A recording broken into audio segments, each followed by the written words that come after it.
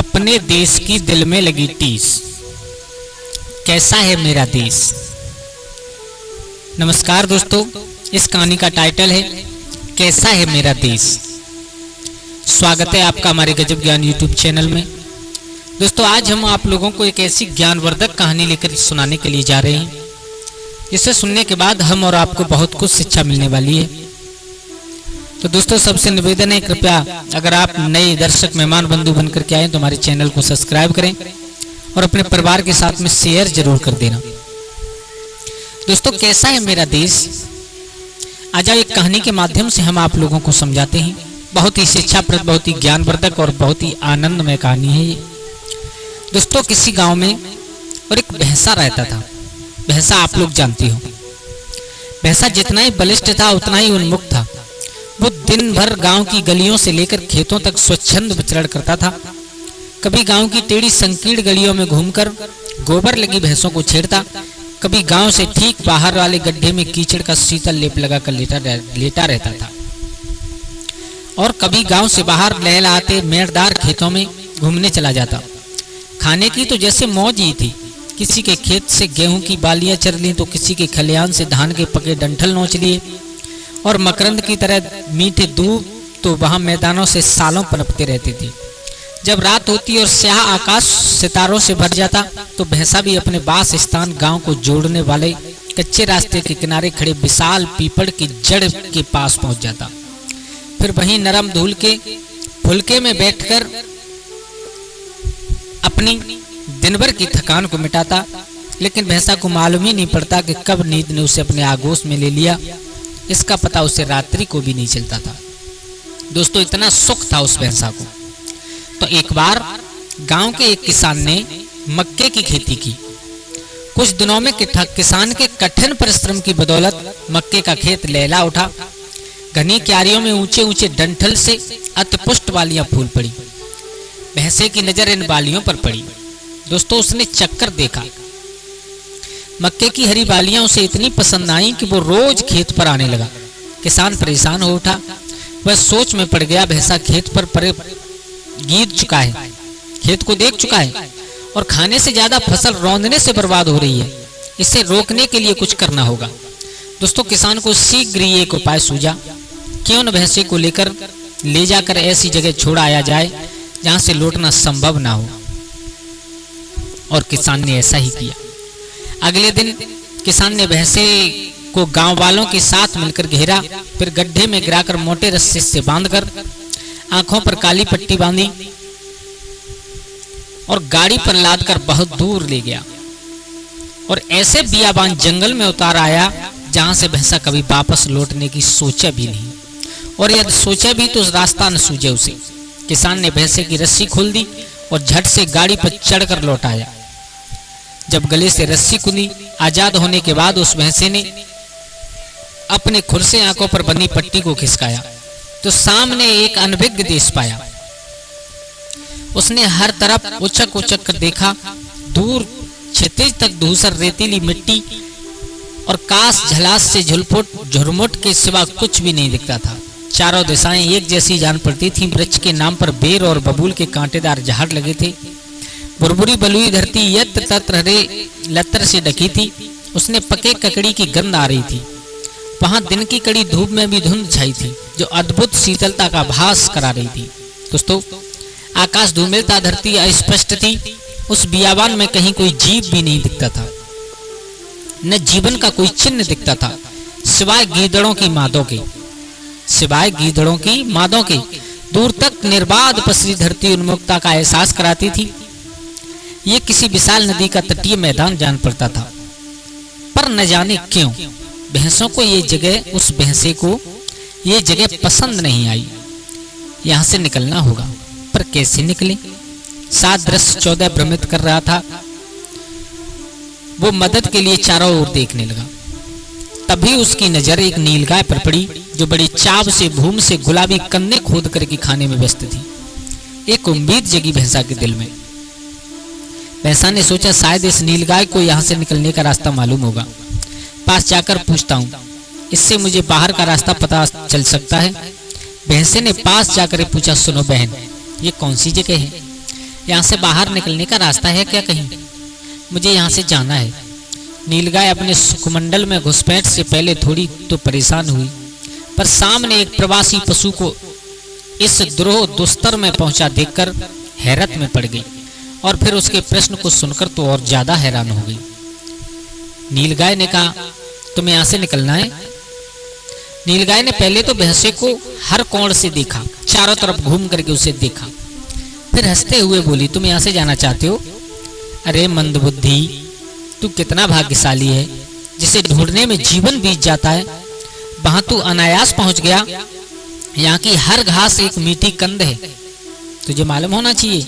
यहाँ की हर घास एक मीठी कंद है, हर एक लता तरबूज और पकी ककड़ियों से गदराई पड़ी है। यहाँ चरने के लिए अंत न होने वाला मैदान है, तो रमने के लिए विस्तृत बालू का तट है, पीने के लिए कभी न सूखने वाली नदी का पानी है, और तन मन को बहलाने के लिए वर्ष भर चलने वाला समशीतोष्ण समीर है। यहाँ जीवन निशंक है, बेटोक है। इस अप्रवेश से भूमि पर पहुंचना आसान नहीं।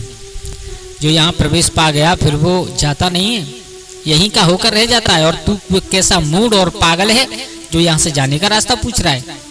भैंसा संकोच में पड़ गया। चलो इसकी बातों का सच जान लिया जाए, भैंसा ने विचार किया। इसमें हर्ज क्या है हमारा? तो प्रिय दर्शकों, उसने गुलाबी कन्ने खोद कर खाई। मीठे तो थे पर वो रस नहीं था जो उसके देश की दूब घास में था। पकी ककड़ियां भी, सुगंध भी आ रही है पर स्वाद फीका ही लगा। हवा समशीतोष्ण है पर इसमें उस प्यार की मस्ती कहां जो उसके देश में चलती है। और रात क्या इस कंट का कीड़ कीकर बॉडी में बितानी होगी है? वैसे को सहमा अपना देश याद आ गया। वो पीपल का पेड़ जिसके नीचे वो सोता था, वो तालाब का हरियल पानी और कीचड़ का शीतल लेप, मधु की तरह मीठी दूब जिसके चरकर अघा हो जाता था। उसके मस्तिष्क में सारी बातें विद्युलता की तरह प्रकटित लुप्त होने लगी। मन बेचैन हो उठा, हृदय में एक टीस उठने लगी है दोस्तों, जिसकी कसक हर स्पंदन के साथ तंत्रिकाओं को प्रकंपित करने लगी। भैंसा तिल मिला उठा। अगले पल उसने निश्चय कर लिया कि अपने देश वापस जाएगा, अभी निकलेगा और इसी क्षण निकलेगा। लेकिन वही एक प्रश्न, लेकिन है देश मेरा किधर? किस दिशा में बढ़ना होगा? यहाँ तो चारों दिशाएं एक समान दिख रही हैं। तभी उसकी नजर एक दिशा में छाई गहरी धुंध पर गई। उस धुंध की तरफ ध्यान से देखा तो धुंध के उस पार गहरा नीला आकाश नीलांबुज की तरह खिलखिला रहा था। आकाश का ऐसा गहरा बड़ तो उसके देश का है, मतलब उसका देश नदी के उस पार है। भैंसा की समझ में आ गया। भैंसा बेग से उस तरफ चल पड़ा। उससे विशाल नदी की तलहटी की ओर जाता देख नीलगाय ने पुकारा और चिल्ला करके कहा, अरे ठहरो, कहाँ जा रहे हो? भैंसा ने जवाब दिया, अपने देश। अरे ठहरो, कहाँ जा रहे हो? अपने देश। कहाँ है तुम्हारा देश? जहाँ खेतों में मेड़ है, झुरमट में रेड़ है, कच्ची पगडंडी का पीपल का पेड़ है, हरा है पानी, मीठी है दूरबा, सौंधी सी खुशबू लिए बहती है पूर्वा। हृदय में जिसके लिए क्लेश टसक टेस है, वही मेरा देश है, वही मेरा देश है। अरे रुक जाओ, उधर मत जाओ, उधर अथाह अगम नदी है जिसका दूसरा छोर किसी ने नहीं देखा। नीलगाय चिल्लाई, परंतु अब वो कहाँ रुकने वाला था। भैंसा किसी स्वप्न में चलने वाली प्राणी की तरह नीलगाय की चेतावनी को अनसुना करता हुआ नदी की गहराई में उतरता चला गया। प्रिय दर्शकों, वह घंटों लहरों में डूबता उतरता रहा। नदी की धार से देर तक जूझने के बाद आखिर उस पार पहुंच ही गया। अब सामने एक नया देश आ गया, हरित देश। यहाँ हर ओर हरियाली ही हरियाली है। अन्न से लदे खेत हैं, फलों से लदे बाग बगीचे।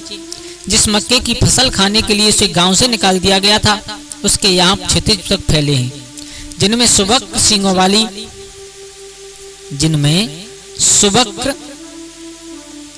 वाली सुदेव भैंसें बेरोक टोक बालियां खा रही हैं, मानो यह फसल उन्हीं के लिए बोई गई हो। आगे जाने का रास्ता इन्हें भी इनसे पूछता हूँ। भैंसा उनके पास पहुंचा और पूछा, सुनो, तुम में से कोई मुझे बताएगा यहाँ से आगे का रास्ता किधर है? नवागंतुक को देख भैंसें चौंक गईं। सामने देखा चौड़े मस्तक सुडौल कंधों वाला एक बलिष्ठ भैंसा खड़ा है। भैंसें उसे देखकर मोहित हो गईं। दोस्तों, यहाँ से कहाँ जाओगे? तुम बिल्कुल उचित समय पर आए हो, तुम्हें कहीं और जाने की जरूरत नहीं है। वो भैंस कह रही है उस भैंसा से, तुम्हें कहीं और जाने की जरूरत नहीं है। इस गांव में कोई भैंसा नहीं है। गांव वालों को हमारे लिए तुम्हारी जरूरत है। यहाँ तुम्हारा बड़ा मान होगा। अब तुम यही हमारे साथ रहो और यहाँ का ऐश्वर्य भोगो। नहीं नहीं, मुझे तो अपने देश जाना है। भैंसा तड़प करके बोल उठा। अरे छोड़ो देश का खटराग। भैंसें कुड़कर बोली, देखो इधर, जो फसल इंसान अपने खाने के लिए उपजाते हैं वो यहाँ हमारे लिए खाने के लिए बोई जाती हैं। आओ तुम भी हमारे साथ इन्हें खाने में शामिल हो जाओ। यहाँ रहकर गर्व होगा तुम्हें खुद पर, अपने सौभाग्य पर इतरा सकोगे। अब आ जाओ। भैंसें उसे पुचकारने लगी। दोस्तों, भैंसे को भूख तो लगी ही थी। एक बाली नोच ली और जैसे ही वो बाली मुख में गई, भैंसे ने एकदम थूक। वो सहानुभूति कहाँ जो उसके देश की बालियों में थी। झट थूथकार बैठा। मुंह का स्वाद बिगड़ गया। कुंड से पानी पीने दौड़ा। ओ, पानी में भी अजीब खारापन है। चारों तरफ देखा, अपरिचित ठाव, अनजाने चेहरे, अभिनज्ञ आचार, वातावरण असहज और सब कुछ सशंकित था। भैंसे को अब अपने देश की ओर ज्यादा याद आने लगी। दोस्तों, अब बेचैन हो उठा। फिर वही टीस हृदय में स्पंदन के साथ खटकने लगी। वेदना से तंत्रिकाएं झंकृत होने लगी। भैंसा तड़प उठा। उसे इस कुठाव से भी निकलना है अपने देश के लिए। पर किधर जाना है? किधर है उसका देश? उसने आकाश की ओर देखा। शाम हो चुकी थी। अब वहां नीलापन नहीं, आकाश का रंग सार्वत्रिक लोहित है। अब देश तक पहुंचने का नील सुराग नहीं रहा। किधर को चले?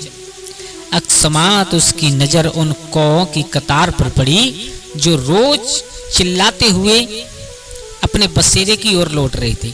उसे तुरंत याद आ गया, अरे ये तो वही कौए हैं जो उसके देश की बांसवारी में रहते हैं। अपने देश के बासिंदों को देखकर तुरंत तन में नई ऊर्जा दौड़ गई।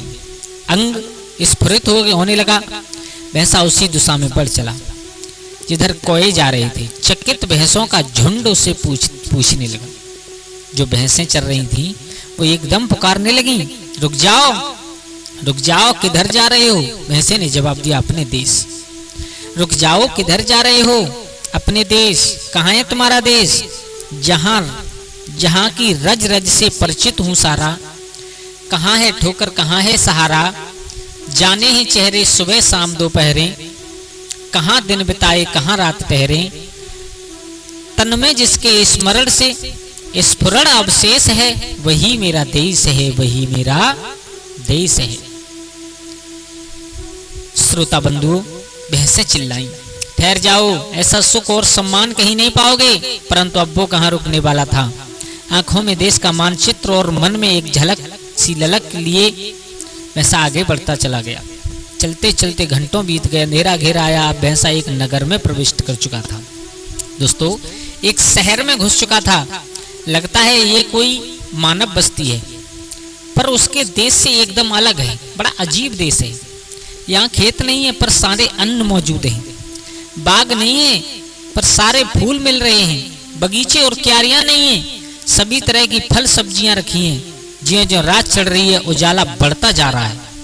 और उजाला कितना भी बढ़े, हर चीज काली ही काली है। काली मिट्टी, काले रास्ते, काला पानी, काली हवा। जगह जगह कचरे के ढेर हैं और उनमें खाने की ढेरों सामग्री पड़ी है। भैंसा चकित हो सब देखते जा रहा था। दोस्तों, एक जगह सड़क किनारे कचरे के ढेर पर बहुत सी गायें बैठी मिली। फेंकी हुई सब्जियां और फल खा रही थी। उन्होंने भैंसे को देखते ही अपने पास बुला लिया। आओ आओ जी, तुम भी हमारे साथ आ जाओ। यहाँ सबको अवलंबन मिलता है। ये नगर नहीं, निरंतर चलने वाला मेला है। यहाँ रात नहीं होती, यहाँ खाने की वर्जना। यहाँ रात नहीं होती और न खाने की वर्जना। जहाँ हम सब बैठे हैं इसे कचरे का ढेर मत समझना। इसके अंदर भोजन का अंबार है। खाने के लिए हर चीज इसके अंदर मिलेगी। अन्न, फल, सब्जियां, मिठाइयां और भी बहुत कुछ मिलेगा। आज से तुम भी इसका उपयोग करो हमारी तरह। यहाँ का जीवन पहले दर्जे का माना जाता है, अब तुम भी वो जीवन जियो। मेरे भैया, भैंसे ने महसूस किया कचरे से बकरांत गंध आ रही थी और उसके पीछे जमे पानी से काली बदबूदार महक उठ रही थी। चारों तरफ धकपेल मची है, सड़क निशाचरों से भरा पड़ा है। उसने ऊपर आकाश की ओर देखा, जहां से अब तक उसके देश का संकेत मिल रहा था, पर वहां कुछ भी नहीं है। आकाश निरा कोरा है, उसमें कोई तारा नहीं है, चांद बदरंग है, मानो कोड़ लगी हो उसे। भैंसे को झट अपने देश की फिर अब की बार और ज्यादा याद आई। शाम को आम के बगीचे के पीछे सूरज के चले जाने के बाद स्याह आकाश तारों से जगमग भर जाता था। श्वेत चंद्रमा पूरी रात आकाश के चक्कर काटता है। रात्रि की नीरवता में झिंगुर की झुनक तक सुनाई पड़ती है। ओह मेरा देश कितना सुंदर है। एक बार फिर भैंसे के हृदय में वही टीस उत्पन्न हो गई। तंत्रिकाएं उद्वेलित होने लगी। अब वह पल भर के लिए भी यहाँ नहीं ठहरना चाहता था। जल्दी अपने देश पहुंचने के लिए आत्मा तड़पने लगी, किंतु आगे जाना किधर है, किस दिशा में है उसका देश। दोस्तों, कोई संकेत नहीं मिल रहा है। भैंसा चारों ओर चिहार देखने लगा। तभी उसकी नजर कचरे के पीछे एक नहर पर गई। झट ध्यान आया, ये नहर तो उसके गांव से होकर बहती है। भैंसा अविलंब तटबंध की ओर दौड़ पड़ा। उसे जाते देख कचरा जीवी गायें पुकारने लगी। क्या हुआ, कहाँ जा रहे हो? भैंसा ने जवाब दिया, अपने देश। क्या हुआ, कहाँ जा रहे हो? अपने देश। कहाँ है तुम्हारा देश? बोले, जहाँ अमराइयों के पीछे सूरज का घर है। जहाँ अमराइयों के पीछे सूरज का घर है, तिमरांबर तारों की डगर है, शून्यालय के तट में बजता है झिंगुर, शाश्वत आनंद देता जीवन क्षणभंगुर, जहाँ चांदनी रात में चमकता राकेश है, वही मेरा देश है, वही मेरा देश है। दोस्तों, भैंसा सारी रात नहर पर तटबंध पकड़े अविराम बगैर आराम किए चलता रहा। भोर के साथ ही भूदृश्य भी बदलना शुरू हो गया। सिर के ऊपर भव्य नीला आकाश खिलखिलाने लगा। भैंसा चलता रहा। अब मिट्टी भी अपने रंग में आने लगी। भैंसा चलता रहा। बयार से देसी गंध आनी शुरू हो गई, पर भैंसा चलता रहा। दिन बीत गया, शाम होने को आई, पर भैंसा चलता रहा। दोस्तों, अब मेड़दार खेत नजर आने लगे। भैंसा जान गया अब देश ज्यादा दूर नहीं है। क्लांत पग स्वतः उठने लगे। भैंसा चलता रहा। तभी देश की पहली झलक दिखी उसे। क्षितिज की पृष्ठभूमि लिए अमराइयों का लहरदार घरा हरा घेरा गोचर होने लगा। भैंसा खुशी से डांकने लगा। उसकी डांक डकार दूर तक सुनी जा सकती थी। तन में नई स्फूर्ति आ गई। तेजी से चल पड़ा, लगभग दौड़ने ही लगा। अब तो गांव के बाहर के मंदिर का श्वेत गुंबज, उसके पृष्ठ में घरों के छप्पर, उनके आगे मकई का खेत, उसमें गड़ा मचान और उस पर बैठा सिर धुनता किसान, सब कुछ दिखने लगा। कुछ और नजदीक पहुंचा तो कच्चे रास्ते पर निश्चल खड़े पीपल की जड़ भी दिखने लगी और उसके नीचे धूल का नर्म हल्फा, नर्म रेत। आंखों से आंसू निकल गए। अभी कल ही तो बिछड़ा था, पर मानो बरसों बाद आया हो। बालापन की याद लौट आई। इस तरह पूंछ उठाकर डकारते हुए दौड़ा, जैसे माँ की गोद देख बच्चा दौड़ता है। दोस्तों, शाम ढल चुकी थी, अंधेरा घेरने को था। भैंसा पीपल की जड़ से सिर टेक कर तहदार धूल के फलके पर लेट गया। थकान से पूरे शरीर में भयंकर पीड़ा हो रही थी। वो कल से लगातार चल रहा था, अनवरत और बगैर कुछ खाए पिए। मांसपेशियां अकड़ गई थी और मुंह से झाग आने लगा। दोस्तों, मांसपेशियां अकड़ गई थी, मुंह से झाग आने लगा। श्वासोच्छ्वास तेज हो गया, पर मन असीम आनंद का अनुभव कर रहा था। हृदय अकारण रह रहकर गदगद हुआ जा रहा था, जैसे उसके भीतर कोई द्रव्य स्खलित होकर जमा हो रहा हो और हृदय की दीवारों को भीतर से सहला रहा हो। अब वहां कोई टीस नहीं थी, सिर्फ उस अज्ञेय द्रव्य का मधुर शीतल स्पर्श था। दोस्तों, भैंसे के लेटते ही धरा ने धीरे धीरे उसे अपनी गोद में सुला लिया। ऊपर गहन काले नम में दो तारे मुस्कुराते होंठ जैसे आकार वाले अर्धचंद्रा का चांद के ऊपर टिमटिमाने लगे, मानो खुशी से आकाश मुस्कुरा रहा हो। पीपल की जड़ में रहने वाला झिंगुर अपनी धुन में गाने लगा। तभी साख से चुपके उतर देसी ब्यार उसके कान में फुसफुसाई। और वो चुपके से ब्यार क्या बोली, यहाँ देह धरा प्राण वायु सबकी प्रवृत्ति एक है। यहाँ देह धरा प्राण वायु सबकी प्रवृत्ति एक है। अनुनादित होती है आत्मा सबकी आवृत्ति एक है। इसी मिट्टी से गढ़ा तन ये विशेष है। यही तेरा देश है, यही तेरा देश है। जब उस शीतल मंद सुमंद बयार ने उस भैंसा के कान में ये सुनाई, उसी समय उस भैंसा को मालूम नहीं पड़ा कि कब उसे उसकी निंद्रा ने घेर लिया है। दोस्तों, ये है अपना देश। अपना देश चाहे कैसा भी हो, चाहे बुरा हो चाहे भला हो, लेकिन सब लोगों को अपने देश की याद सताती है। दोस्तों, ये तो उन लोगों से पूछो जो ना चाहकर भी अपने देश को छोड़ करके बाहर नौकरी कर रहे हैं, उनके हृदय में क्या बीतती है। तो दोस्तों, कैसी लगी आप लोगों को हमारी ये कहानी? अगर अच्छी लगी हो तो प्लीज़ हमारे गजब ज्ञान यूट्यूब चैनल को सब्सक्राइब करें और हो सके तो अपने परिवार और दोस्तों के साथ शेयर करें। आज के लिए बस इतना ही। कल फिर मिलते हैं किसी एक नई कहानी, एक नई चर्चा के साथ। तब तक के लिए सभी लोग आनंदित रहें, खुश रहें। जय श्री राधे, जय श्री राम।